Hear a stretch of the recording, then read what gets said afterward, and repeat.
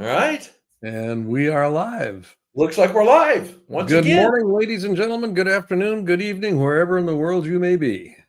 That is true. That is true. If you're in Japan, like some folks we were talking to this morning, Ikai desu ka? Yeah, Genki doesn't, well, that actually, Bawa, this time of night or this time of day. And if you're in Uganda, who we were also speaking with earlier today. Right. And we'll have to ask we got the globe covered here.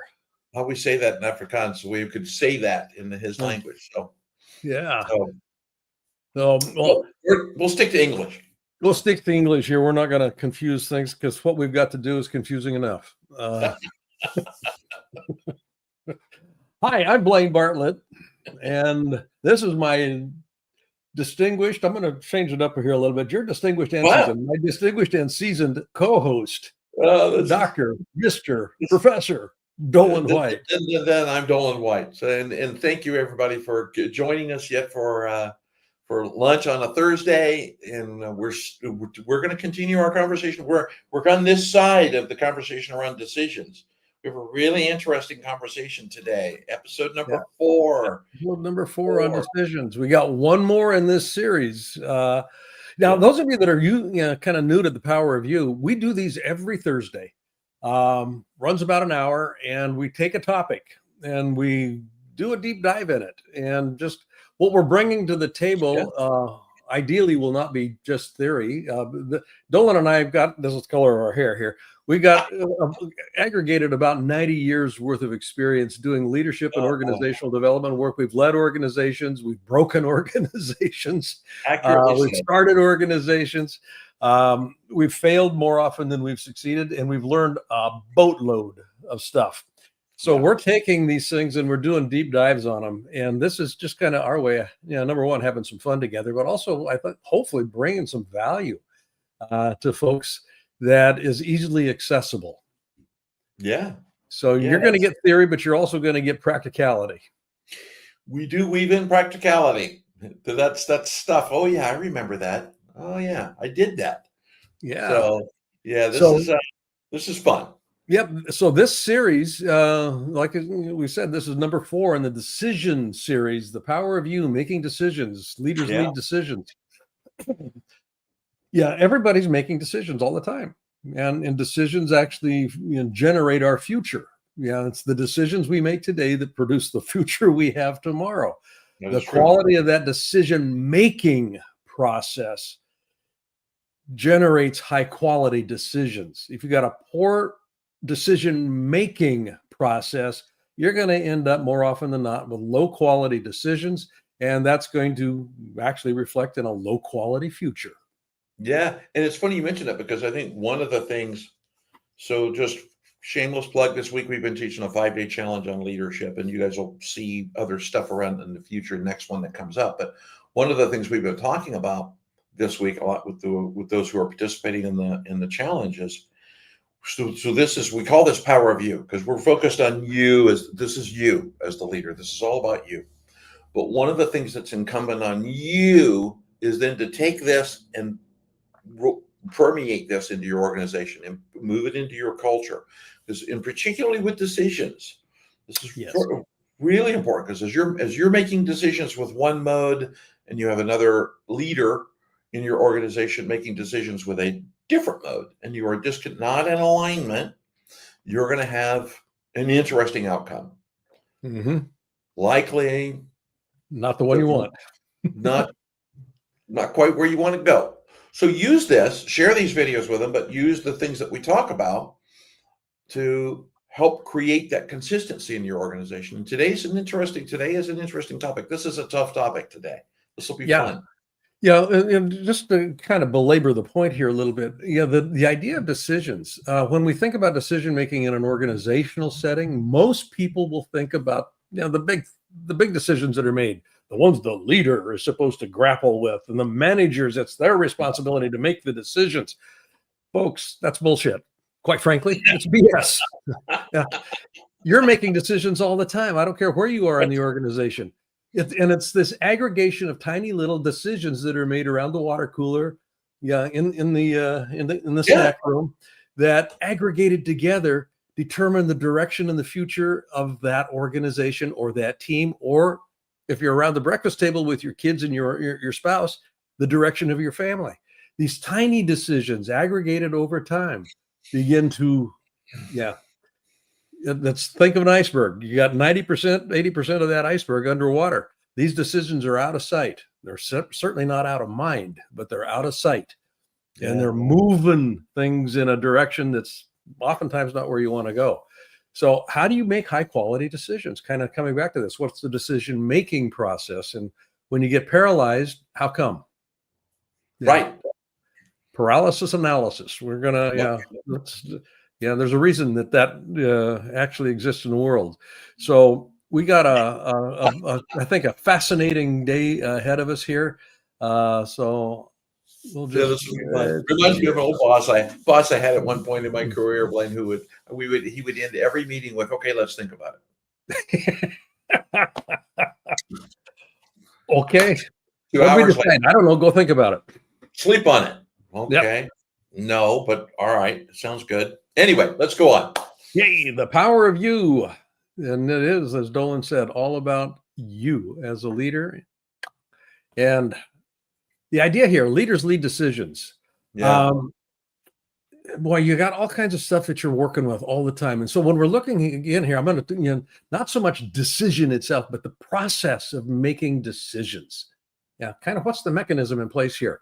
You're dealing with a lot of stuff, information overload and uncertainty, ambiguity, particularly if, the environment that you're operating in is, going topsy-turvy. I mean, we look at what's going on in the world today.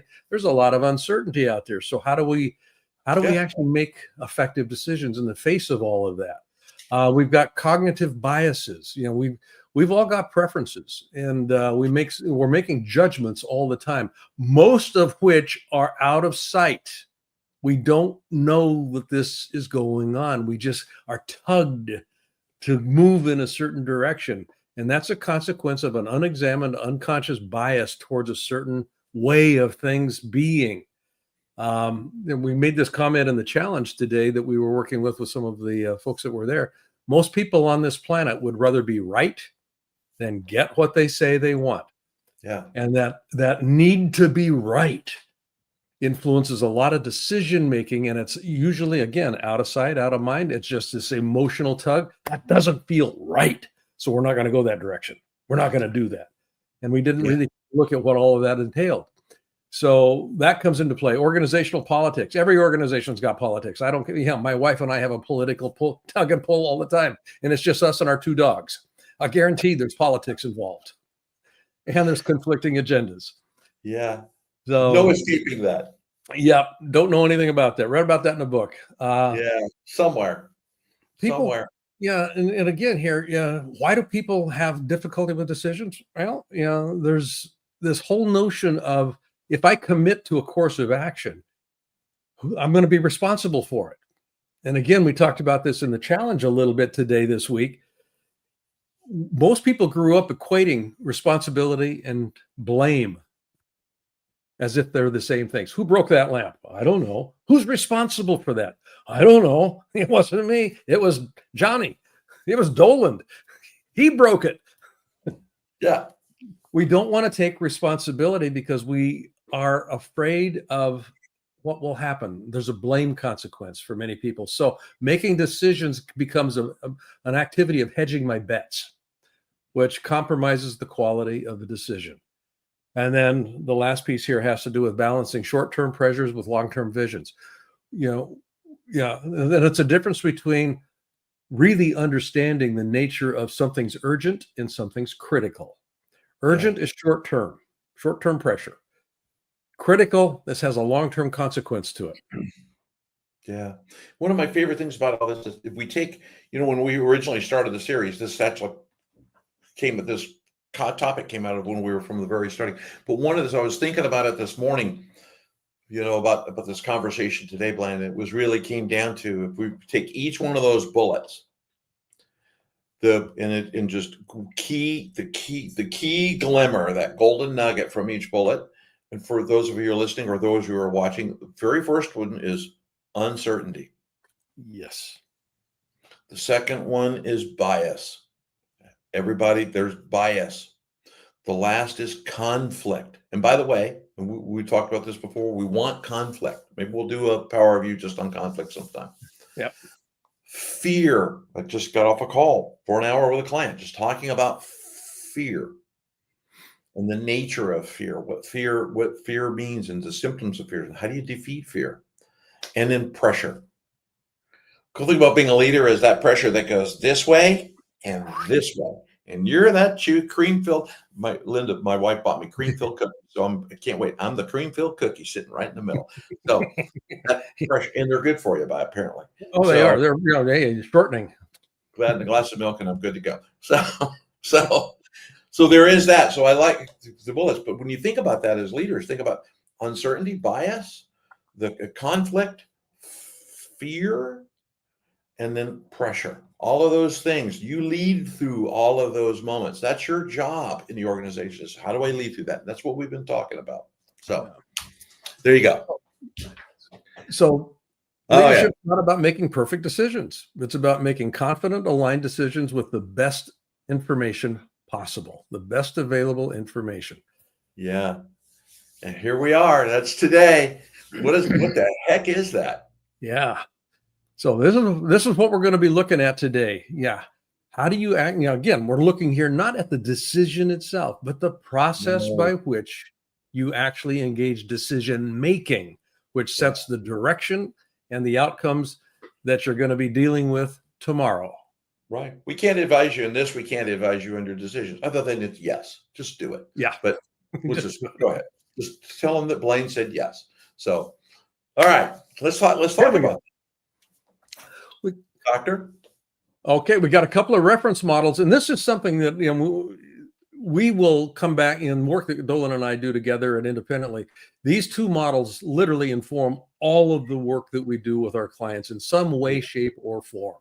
The leadership universe, leaders work in a system, and that system you can call it the organizational universe.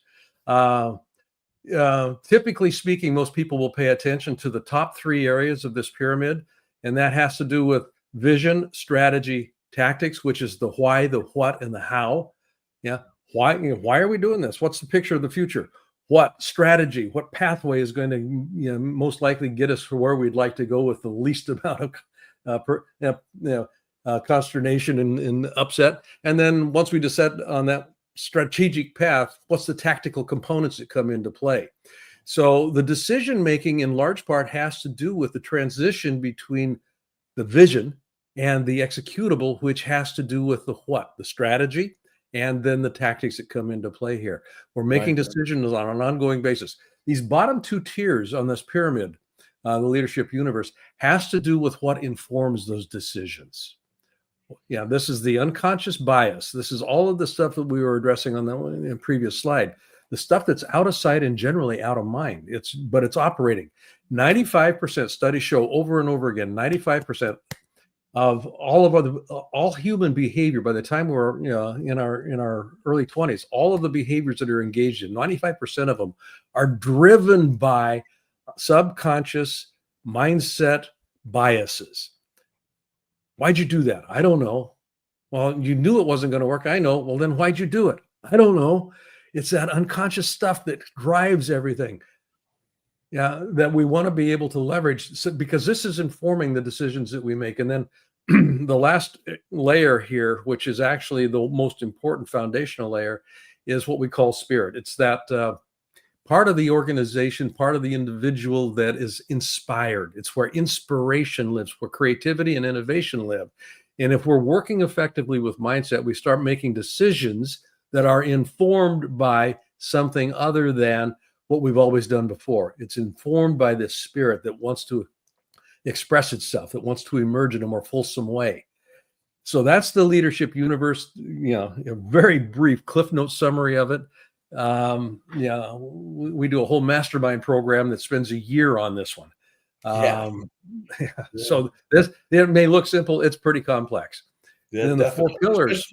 Especially when you're leaning into the mindset, focusing on mindset and spirit and tool. The four pillars really are focused on things that I've learned as a CEO or COO over all the years of my career. But it really comes down to 4 pillars that structure, which is if we're really talking about mindset, spirit, and soul, and the how, what, and why are a component of it. But in particular, those 2 layers, it's like, what do you do with them?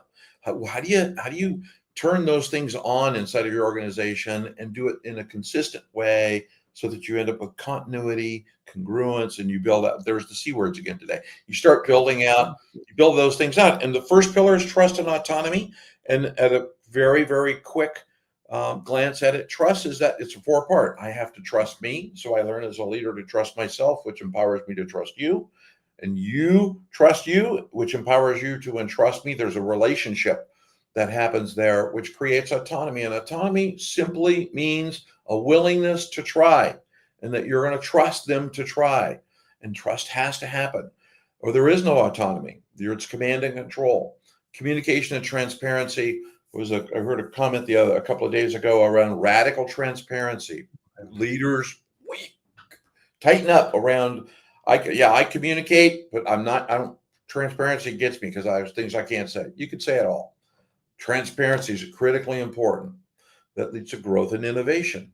Growth is that ability, obviously, for that individual, for your organization, for those people to grow. There's a lot of aspects to growth without describing it today, but innovation means to try new things. The what ifs. What have we not thought of? What can I step into that we could do different?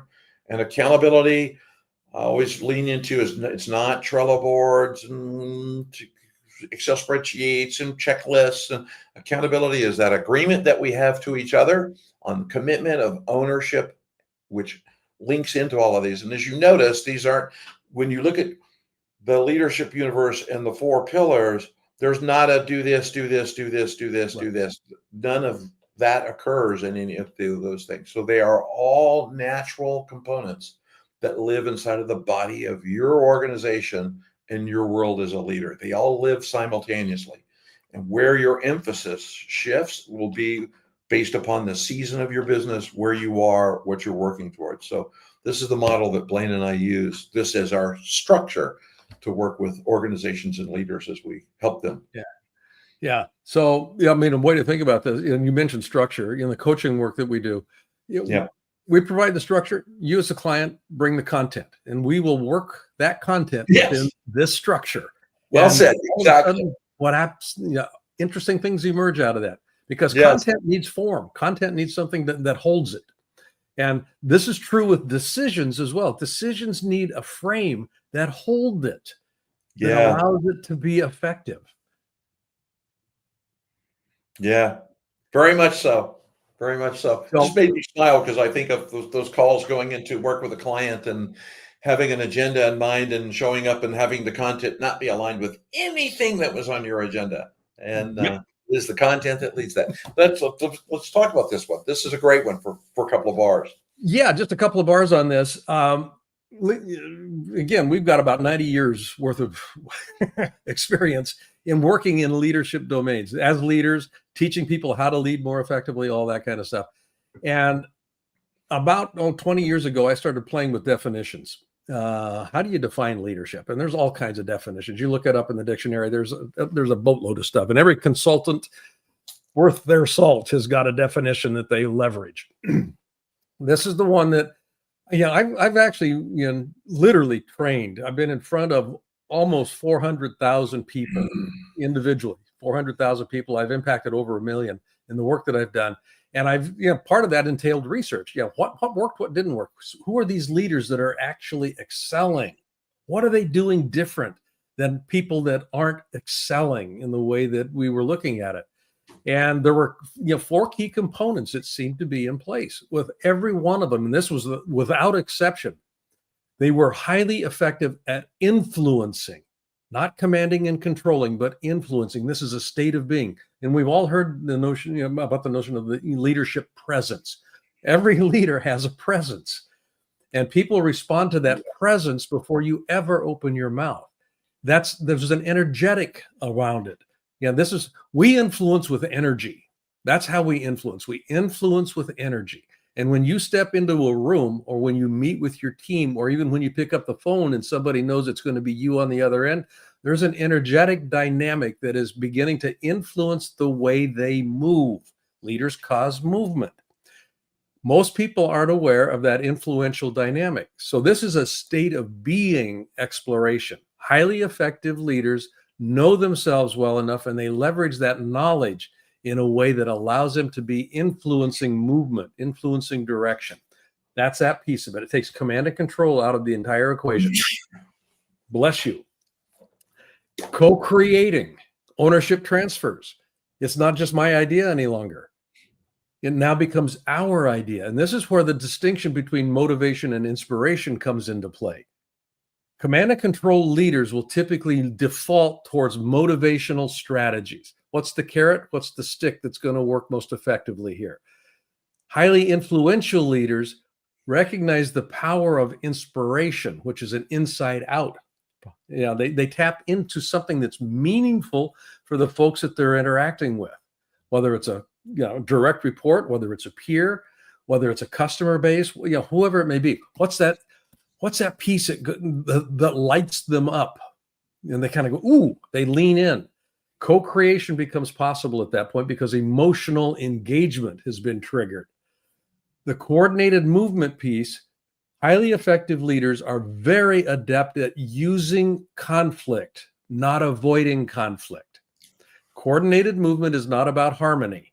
Coordinated movement is about the intelligent use of conflict, so that something new begins to emerge. Something new is uncovered. The growth of knowledge depends entirely upon disagreement. And that's what these highly effective leaders look to do, is increase their knowledge base so that they're better adept at making high quality decisions. And then the last piece here has to do with pursuit of a worthy ideal. What is that thing that is aspirational? It's not a 6% revenue target. No. That you talk about boring. Eyes glaze over and away we go. A worthy ideal. How do I use my life well? Is part of what's inherent in this worthy ideal notion. How do I use my life well? Am I being used well?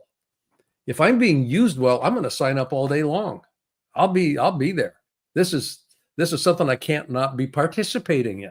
So when highly effective leaders lock this in, influencing as a state of being, co-creating coordinated movement, ownership transfer, and using conflict effectively to move ourselves intelligently down the road in pursuit of something that is seen as being valued.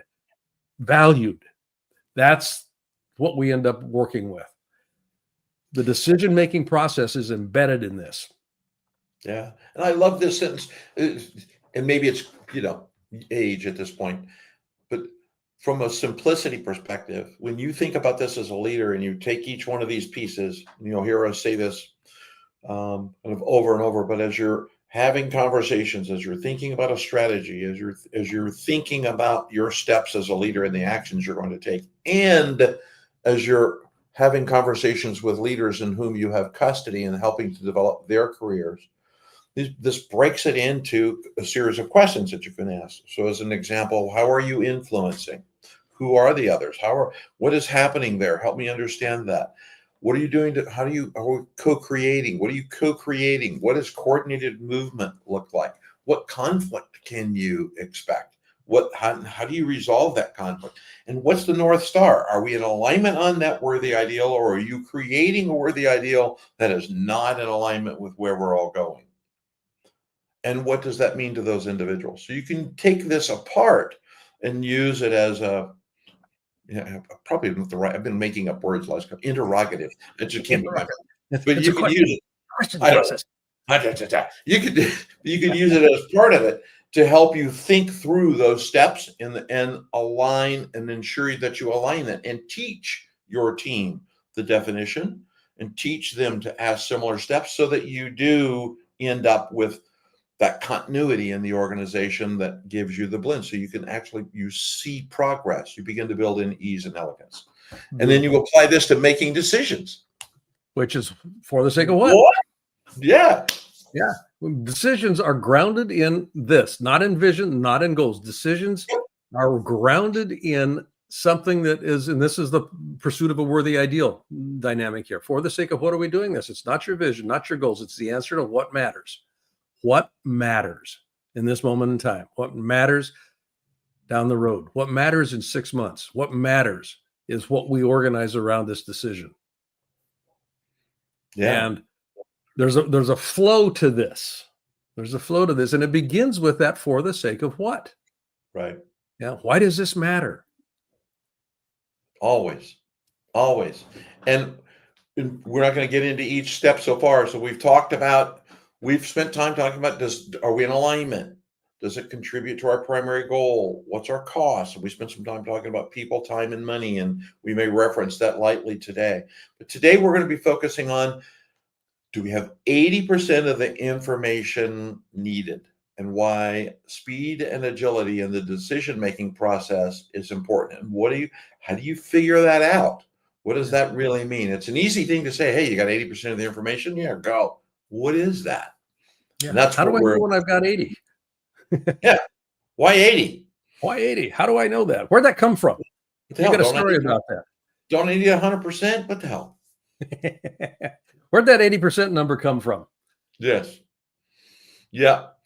So you would answer that question? Yeah, just real quick. Yeah, because we didn't just pull this out of thin air. There's actually a reason that we cite this.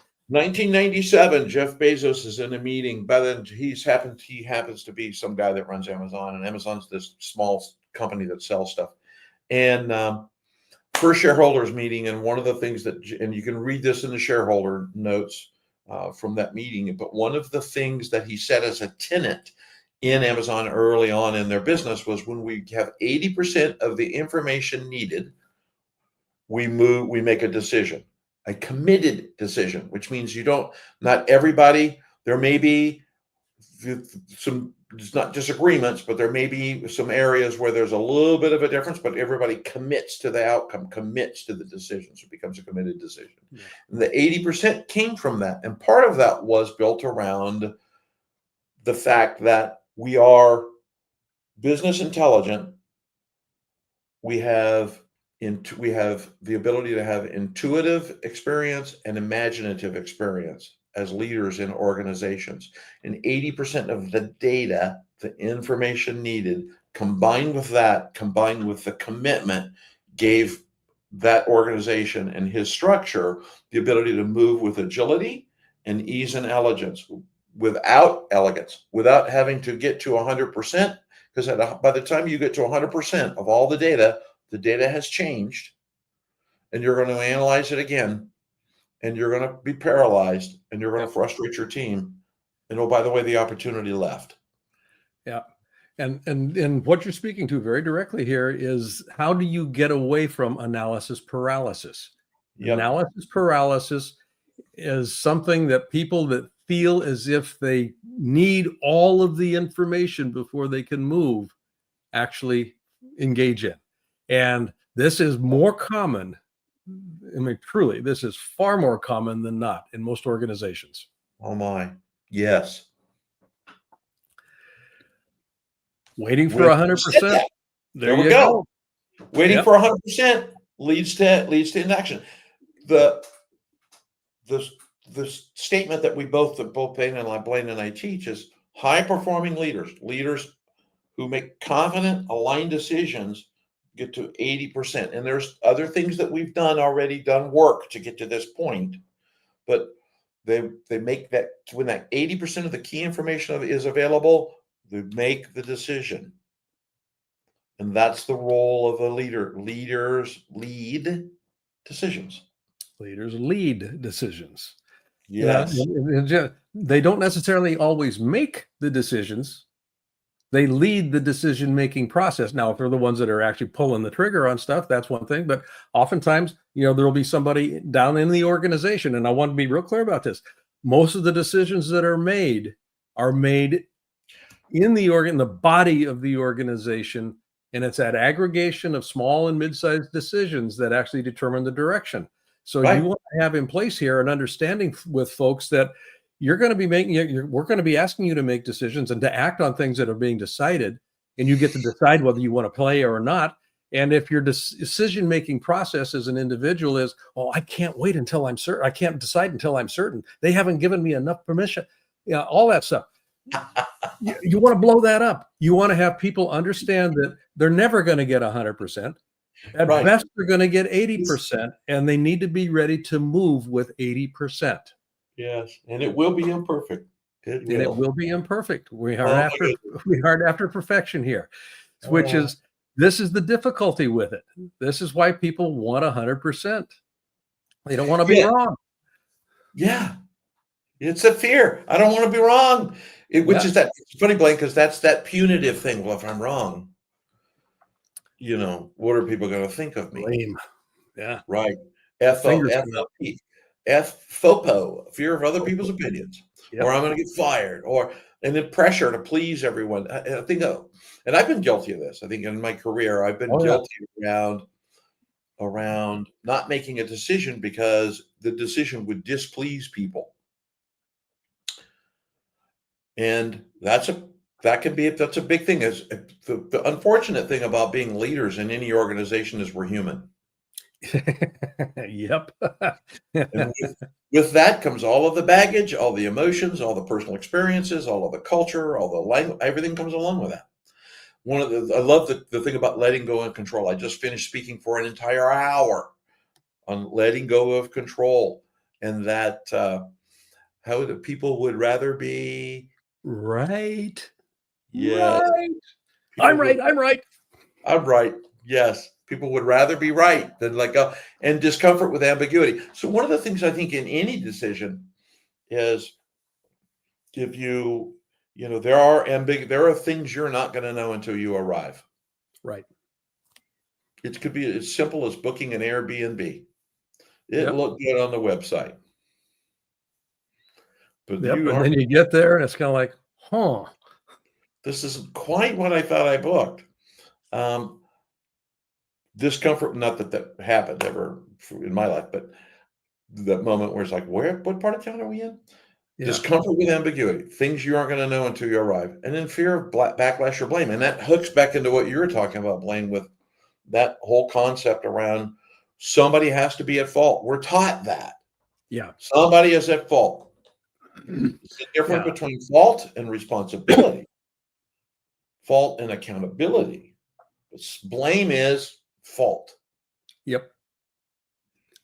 And that's, as a leader, that can be your mindset stepping into making decisions. That could be a part of it. Now, if you remember that leadership universe triangle, mindset is what we're talking about here.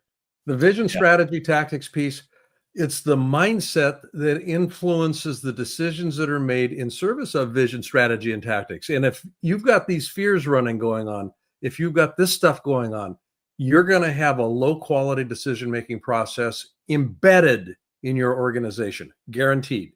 You're not going to be getting the kind of decisions you need to produce the future that you say would be an ideal future. Yeah. That's what we want to address here. Your influence will definitely permeate all that. So here's theirs. You do theirs. I did yours. I'll do theirs. You did. Yeah. These are kind of similar, but this is those that are being impacted by the decision that are saying, okay, what's going on here? Discomfort with uncertainty. People want certainty in their lives. Most people do not tolerate levels of ambiguity and uncertainty well. They want some certainty. And this can be very problematic if you're not paying attention to it in the way that you position change. In the way that you actually say, we're making some tough decisions here. People go, whoa, that kind of stuff. Because there's also going to be embedded in this fear of mistakes and blames. If I say yes, and again, this goes back to the notion of responsibility and blame being kind of almost equal in people's, if not mind, in their emotional body. Yeah. It feels like I'm going to be at risk here. It feels like I'm going to be putting my head out there and it could get lopped off. Those emotional dynamics come into play here, primarily because when people look at their leaders, there's this sense of, can I trust them? Can I trust them, or can I trust the process that's in place here?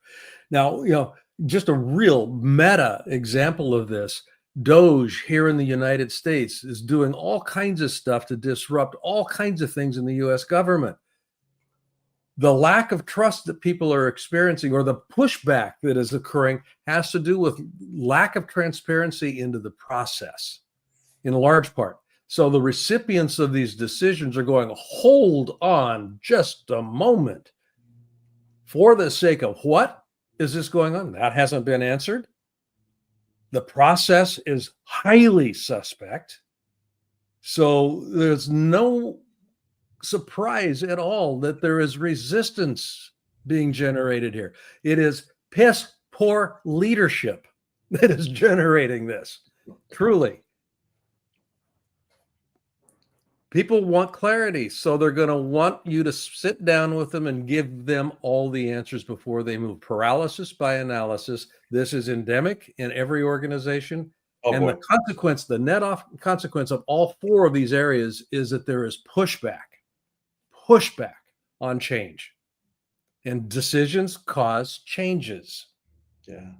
High quality decisions minimize the nature of resistance. It doesn't mean it goes away. It just changes the nature of it. Which results in my favorite sentence: "This too shall pass." This too shall pass. This Yeah. too shall pass. I can outweigh it. Yeah, resistance shows up in a couple of ways. One is active resistance. The other one is passive resistance, which is like, to your point, this too shall pass. We'll just wait it out. Yeah. Bury my hand and what do you think about this? Oh, hey, I'm on board. Yeah. Do you think that's the stupidest idea you ever heard in your life? Yeah. Never saw that in a meeting, ever. Never. So how do we do this? Yeah. How do we do this? Well, the very first thing is, and we touched on this very briefly, which is confidence. Clarity creates confidence. That's an outcome of clarity. Teams, the challenges with clear context, this all boils down. You guys read this faster than I can read it to you. It boils down to clarity. Empowering the culture of your organization means you're clear. Everybody understands what we're working towards. They all don't. It's not 100% with everybody, but it's a committed decision. There's clarity. And because of that, it ties into trust. Trust is the willingness to try. And that empowerment that goes back and forth. And growth means I'm going to learn in the process. It's going to be imperfect. I'm going to learn as we go along. And accountability is that mutual commitment where we build that bond so that we have ownership between each other, and the radical conversations that can occur about progress that we're making or not making, or challenges that we're facing, or what do we need to do? So accountability takes that step. Teams can operate. Your teams with decisions can operate with confidence, with clarity. Clear context becomes a key part of that. Key component. And it's not about harmony. It's not about harmony. No, it's not harmony. You'll hear Bill and I both harping on this. The desire for harmony is a fool's errand in an organization. You want to encourage useful conflict. Yeah. It doesn't mean World War III. It just means I want to get your point of view out here because I got a hunch it's a little different than my point of view. You're seeing things a little differently. Let's get together and rub some things together here and see what emerges. Oh, yeah. I love that, Blake, because it's the old thing about if your team appears harmonious at all times, get new members. Get new members, absolutely. Because you're not looking for harmony. Yeah. You're looking for momentum. How do you go about doing this? So here are some considerations that we can make, or some considerations that actually are in place when we're looking at how do we structure decision making. Yeah. First of all, the center of this whole process is organized around a clarity, to the previous slide's point, a clarity around for the sake of what are we doing this? For the sake of what are we making this this whole decision? For the sake of what are we? Why do we exist? I think we'll start with that. Okay. What do we want to have as an outcome here? For the sake of what is that important? So that for the sake of what becomes the North Star. Now, a couple of things come into play here. One is somebody comes in with their hair on fire saying we need to address this right now, or we need to get it done yesterday. urgency. Urgency. Urgency is typically singularly focused. It's one area of the organization or one person in the organization is, that's got their knickers in a knot and they want to get that knot fixed right away. That's urgent. It's not necessarily critical. Criticality has to do with impact on the organization, impact on the team. Is it significant or not? Will it derail us or not? And then the third consideration point has to do with what kind of resources do we need to bring to bear? What are going to be diverted? Yeah, because we've got to find that set of resources, time, money, and people in the organization. What are we going to use to address this decision? So these three areas are part and parcel of how you go about structuring high quality conversations that lead to high quality decisions. So with urgency here, we're not going to read this whole bullet list, but you kind of get a sense there's things that are embedded in it. Who's this urgent for? Does this decision that we're being asked to make align with current priorities, or is it going to divert us from what we think is more important? So urgent is not critical. That is the key point here. And this checklist is one way for you to assess whether what you're dealing with is urgent or critical. Right. You have to have a way to make that assessment. Is it urgent by itself, or is it urgent and critical? And if it's critical, how critical is it? Which moves us into the whole other area of this, which has to do with criticality. How do you assess that? Yeah. And it's what's the risk to the enterprise? I mean, if we did nothing, will this thing sink? Okay. We got a hole in the Titanic. We better plug that hole. Well, do we need to stop the hole? What do we need to do here? Well, it's going to sink. No, let's close the compartment doors. Well, we can't close the compartment doors because blah, blah, blah. Well, we had better start doing something right now. Yeah. So it informs what we start to do. And then that, what kind of impact is this? It will cause things to shift by definition. Well, what kind of imbalances in the workforce, in the work process are going to be handled or need to get handled here? All of these things, this is a checklist again. So it's not complete, obviously. It's only got about 7 or 8 areas here, but you want to have some mechanism by which you assess criticality as separate from urgent. Separate those two. Don't let them get stacked on top of each other. Please. And then the third area on that triangle had to do with the resources. You're going to need somebody and something to fix it, to be deployed. And that has to do with resource allocation. Do we need to go get something? What do we need to redistribute or reprioritize? I mean, all of those sorts of things. So you want to be able to actively consider these and not, as much as possible before the fact, not in the middle of it or after the fact going, we coulda, woulda, shoulda. Why didn't we stop and think this out? So this will give you a little bit of a heads up on it and a little bit of a foot up as you start moving to execution. Yeah.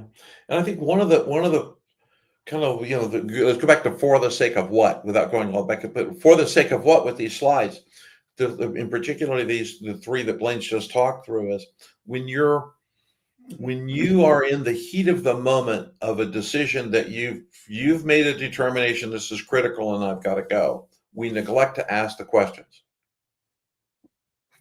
Yep. Because ready, fire, aim. Somebody's come into my cube or into my office and they've sprinkled kerosene all over the floor and they're standing out in the hall flicking matches through your door, doing that. By the way, matches, for those of you who are my age, are pieces of wood with a thing on that lit on the end of it. So, but they're flicking matches into your world, right? And there's kerosene everywhere, which is a combustible component, and you're waiting for everything to explode. When those moments occur, we have a tendency, and it's a natural human behavior, to move into fight or flight and leverage a component of our brain, the triunal brain, and forget to ask these questions. So use these slides, even if And there's, as Blaine mentioned, there's a lot of missing things in here. This is the power of you. We forget these questions sometimes. I do. I do. I get reminded by my CEO, who will tell me, she'll remind me of questions I forgot to ask. However, it's important. Think of that when you're in those moments. That's the most important time to stop, set intention. You can decide with intent or decide with outcome, which is an action. Now, my intention is I'm going to think through these things. Have we thought about this? Am I solving what you perceive to be critical that really isn't critical because we had a one-time problem with a client who's upset because they couldn't park their car? Yep. So use these as that, leverage that. And if you want these slides, let us know and we'll find a way to make it available in some way, shape, or form here. But think of that. Yeah. I mean, I wish I'd had this checklist early in my career. I mean, boy, it would have saved me a whole lot of grief. A whole lot of grief. That's why we have gray hair. Anyway, all right. Gray hair. So, question: how do you know when you got 80%? Yeah, so it was funny because Blaine and I were talking about this. We were talking about this yesterday, and it's one of the things. It's like, okay, so we're talking to people, and we always give advice on, when you get to 80%, just make a decision. And a lot of it's like, so what the hell? What the hell is 80%? Yeah, and 80% it's the one sentence. You have enough data to forecast outcomes with reasonable confidence. And we talked about this, and gut, right? The three components of the decision-making process. And signals, how do you know you're there? There's more to this, but in its simplest form is you can explain the decisions for the sake of what and impact. Am I in alignment with it for sake of what? And what's the impact of the decision? And you can explain that clearly, succinctly. You're getting on an elevator and you got 2 minutes. Explain it clearly. And most stakeholders agree. Not all stakeholders. Right. Critical mass. You will not get to all. You will have analysis by paralysis. I won't mention the company by name, but I remember once leading a project and it took us a year to get all stakeholders to agree on the color of Pantone green that was going to be on the badge. Goodness gracious. And you've identified what remains unknown. You know where your gaps are. You have asked that question because there's 20%, right, that you haven't accounted for. So you know what's that remaining 20%, and you're willing to act despite that. Yeah. If you're not willing to act despite that, you're not at 80%. Spot on. And you can go back to point number one there, the for the sake of what has likely not been defined clearly. Clarity around urgency and criticality has probably not been vetted. And where you're probably going to get hung up is on that middle bullet point. Most stakeholders agree on direction. Where that gets sidetracked is it devolves into conversation about how. Yes. Oh my. Conversations about how. Don't worry about the how at this stage. That is not what's in play. All you're doing is making a decision that is directional. We're making this decision to move in this direction. The how will come later. Yes, and I think a lot of leaders freak out at that when there is the conversation around the how will take care of itself. What do you mean? Like that's wishful magical thinking. It's like, well, yeah, things just happen. Don't worry about it. So, and things always do happen. Well, they always do. So, who contributes to making this an 80% assessment? Okay. Well, the leaders and the executives. I mean, the ones that have got titles in one sense here, strategic alignment. So they're looking, this is the lens through which people look, and you want to understand their worldview. Yes. Because that worldview, it's not going to be perfectly aligned because they are looking at things from a different perspective. It's how do you describe an elephant if you're a blind man and you're just kind of feeling it? Well, it's a weird animal. Leaders and executives are looking through the lens of strategic alignment and financial oversight. Now, I do a lot of work on hospital systems. I work Perfect. with the CEOs and the executive and the leadership teams in hospital Yeah. systems, as well as I'm on the teaching faculty of the American Association for Physician Leadership. So I work with physicians in clinical environments as well. Leaders and executives, the suits in a hospital system, are almost always looking through strategic alignment questions and financial oversight. How much is this going to cost us, or how much is this going to lose us? The docs, they're interested in quick movement, prescribe and diagnose and prescribe. I mean, those, and then you get down into the nursing staff, and these are folks that are going, we're caretaking here. We're taking care of people. So you notice the pace and the focus are all different, but they're all valid, and they need to have room to be voiced. Yeah. Frontline managers are looking at operational impact, cultural implications. These are the nurses in many sense, as well as the doctors in the example I'm giving here. The team members, they're paying attention to real-time data, user experience. How do the patients feel? How do the customers feel? How do they walk out of here with? What did they walk out of here with? Finance and HR, time, money, people, capacity, very granular. Advisors or coaches from the external, they're going to be seeing things that you can't see. And you want to be able to have something, if not a formal consulting arrangement or relationship, you have outside advisors, particularly those that are not vested in your particular industry. They've got a different vantage point, and they can bring some different information to the table. So who contributes? Everybody in some way, shape, or form. Yeah. But they have different perspectives. Yep. And I think that's the most important thing is when as leaders, when going through that decision process, is to think about the layers of and it's in general, this is a good general description. Like I love the analogy with the nurses, right? I'm a caregiver. Mm-hmm. I'm a caregiver. I know when I go to my doctor, my favorite doctor on the planet, Dr. Brown, his nurse, Gloria, always reminds us to quit talking because there's other patients in the room. He's got she knows a number. You well, doesn't she? She does. She does. He's got a number to him. Thank you, Gloria, in case you ever see this. But it is those steps. And so as a leader, when you're thinking about that from the 80% perspective, include this in your thought process when you're thinking about the implications through the organization. And don't think of it hierarchical. This is kind of hierarchically, throw that out the window. Think more from a roles perspective. The roles of the individuals who are going to participate in the outcome of this decision as it moves forward. That's really the intention. Yeah, these 5 areas can be seen as information conduits. Yeah, great point. Better way to say it. They've got titles or roles here, but they're actually information conduits that inform the decision process. So structurally, how do you design high quality decisions? You bring in information conduits that bring, that provide different data that you can then make an assessment around. By the way, that's something about co-creating. Yeah. Oh, that part. Something resonates with co-creating. Including them in this with a simple, and it's really simple sentence, by the way. It's a really simple, we're in the process of considering a decision that does blah, blah, blah, blah, blah. I would like to know your opinion on what that means. People, you will be absolutely astonished at how quickly people rise to the occasion. Oh, you're asking me? Yeah. It's a very nice. You build advocates, you build those emissaries who go back and go, man, we're about to do something really cool.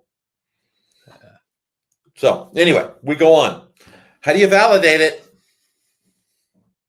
Well, you just guess. You just do it. Yeah. It's kind of, do we understand 80% of the impact? Now, again, how do you assess 80%? Well, you just kind of spitball it. It's kind of like, okay, I think we got about enough here. The steps previously discussed, does it align with mission core values? Yeah. What's the cost? We've looked at the resource dynamic of it. Long-term, short-term. This is where we start looking at criticality versus urgency. And then the stakeholder confidence. It's not 100%. You're not looking for unanimity here. That's not it. But do they have confidence that we got enough here that we can actually leverage We know we're going to course correct as we step into the unknown, but we've got enough to get started. That's kind of how you begin to validate that. So this is kind of a very shorthand way of saying, okay, I think we got enough. Let's pull the trigger. Yeah. Whew, that's like 3 days of stuff in one hour. So, Oh boy. so Yeah. what happens? And this is small to read, right? But in all of the time when Blaine and I are together and we're doing Power Review, we talk about consequences, because what happens in leadership is when you are considering any of the things that we've talked about, all the steps involved in making decisions, is there are consequences, and consequences generally occur. There's positive and negative consequences. In this case, we use a negative connotation, but misaligned execution, the consequences of not paying attention to this 80% mark. And you could read the little text, but at a high level, the first is misaligned execution. You don't have alignment. And if you don't have alignment, execution is not aligned. And if execution is not aligned, you don't get to serving for the sake of what? That we're the ideal, which is not an outcome. Outcome's part of it. You're not serving that for the sake of what? Another consequence is risk of failure. I'll do two. Risk of failure is another one. Increased risk. There is already a risk of failure. And in every decision, there's a risk of failure. Yep. That's why it's called a risk. Yeah. And you multiply that risk. Next, your doctor. Yeah. The erosion of trust and credibility. Yeah. When decisions are feeling rushed, poorly informed, people don't understand the decision-making process, what went into making this decision. You've got problems with trust at that point in time. This is where that whole notion of transparency and clarity around process serves a big, big dividend, when you position it well. That for the sake of what, is foundational. If people are clear that is being attended to, and here's the process that went into making this decision, particularly if they're 2 or 3 or 4 levels removed from the actual decision, you want to have them have some information around what that is, because otherwise trust and credibility go out the door. They don't, and when you've lost trust and credibility as a leader, you're basically, toast. You're basically toast. And the other part of this has to do with, by not engaging the right people, you lose opportunities for learning and innovation. By getting the different perspectives in the room, you will cause conflict. But again, you increase knowledge only through disagreement. That's the only way we end up developing a larger body of information, a larger knowledge base, is through disagreement, the vetting of different points of view. It's kind of like, hadn't thought about that. That's a piece of information I've never considered in this context. Let's put that in the bank. That's what begins to happen without a highly structured and vetted way of making these decisions, where you bring in these different perspectives. You lose that opportunity for learning and innovation. And as soon as that goes out the door, what you run the risk of is putting you and your company in a rut. The status quo becomes more important. And a rut is nothing more than a coffin with the ends kicked out, and you're on your way to demise. Yeah. Spiral of death. Spiral of death. Spiral of death. Next step, we're just about at our hour here. Again, these are, we do these every Thursday, and we're going to continue these probably for the rest of this year at least. So keep tuning in. Yeah, we got a lot. We were kind of laughing before we started here. We got more content than God. I mean, it's just, with 90 years worth of stuff, we got all kinds of stuff that we can play with. But most immediately, how do you begin to leverage this? How do you begin to work with it? And what we're going to suggest, we've got a couple of things that come up. Keep tuning into the Power of You. We've got challenges that we do about every 6 to 8 weeks, 5-day challenges that take an aspect of leadership and we just kind of unbundle it. We've also got just this notion that nothing happens until something moves. You've got to be willing to start implementing, to start doing something. Whether you have a team of people or whether it's just you as an individual, taking a step in the direction of what you say is a valued, worthy ideal. That's where you begin to make things different. And it's something that we can only kind of emphasize here as a desired way of engaging, but what we also know is that only about 20 to 30% of people that are looking at developing themselves actually follow through with action plans because they don't have the support they need to change behavior. And behavior gets changed not through intentional focus. It gets changed through pattern interruption. And that those patterns are subliminal. They're in the background. They run as mindset artifacts. You want to interrupt those. How do you interrupt them? With practice and support. And so what we're suggesting here as a next step, we're setting up, we do a couple of these a year, leadership mindset mastermind. You can just check this out. Feel absolutely free here. Scan the QR code. But what we're looking at here, the next one starts June 2nd. There's a wait list already being developed for it. People are in the queue for this. Like I said, we do 2 of these a year. This is a 12-month-long mastermind. And we go very specifically into all aspects of leadership.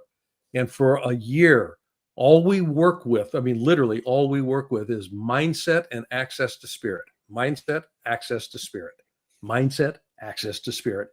Imagination, and what does it look like when it's actually activated? That's what we're looking at here. Perfect. Join the wait list. There's no other ask other than this is available to you. Feel free. Just feel free, and we'll just kind of leave this up for a moment. Yeah, we are right at the hour. Boy, we're at the hour. We are trained professionals. Do not try this at home. No, and we'll rehearse. As you can tell by that, like you talk about it. I don't. Yeah, you go. No, you go for it. Yeah, you go for it. You go for it. All right.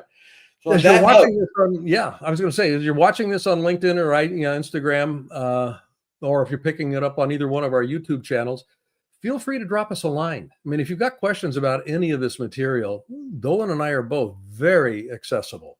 All you need to do is, just ping us on either one of those, or any of those platforms, and we'll, can generally get around to responding back to you within 24 hours or so. Yeah. We'll go anywhere for chili dogs. Yeah, absolutely. Chili dogs. I'm in. All right. Thank you, everybody, for joining us today. Always a blessing for us to be here. This is about you and our opportunity. And same thing, even putting this up, feel invited, not obligated, but join the wait list. Come hang out with us for the mastermind. Mr. Bartlett. Thank you, sir. I will see you tomorrow morning at the final day of our 5-day challenge. And, yes, sir. We're going to have fun. We'll send them home some chores. All right. Take care.